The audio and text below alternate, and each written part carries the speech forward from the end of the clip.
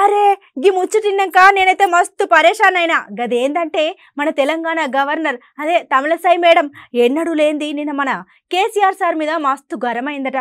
మరి అట్లా మేడం ఎందుకు గరమైనట్టు మేడం మాటలోనే ఇందాం పారి.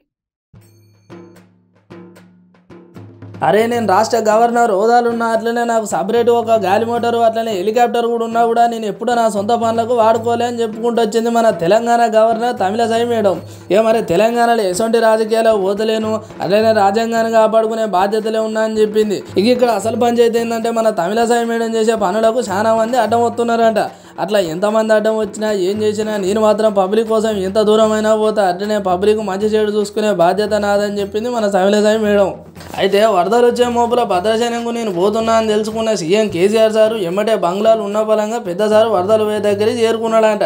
ఇక మరి అప్పటిదాకా సపోర్ట్ చేయని సారు నేను బయటికి వెళ్ళగానే ఉన్న పలంగా అక్కడికి వచ్చిందంటే ఇక గీనే అర్థమవుతుంది తెలంగాణలో ఏమైనా ఆపదొస్తే గీ తిరిగాడుచుకుంటారా అని. ఇక మేడం 3 ఏళ్ళల్లో ఏమేం పనులు చేసింది, అట్లనే ఏమేం అభివృద్ధి పనులు అయినాయి కానీ అవన్నీ కలిపి ఓ బుక్ రాసిందట. ఇక ఆ బుక్ ఆవిష్కరణ చేద్దామని వచ్చినాక ఇక మాటల మాట ఈ ముచ్చట చెప్పింది మన గవర్నర్ తమిళసై మేడం.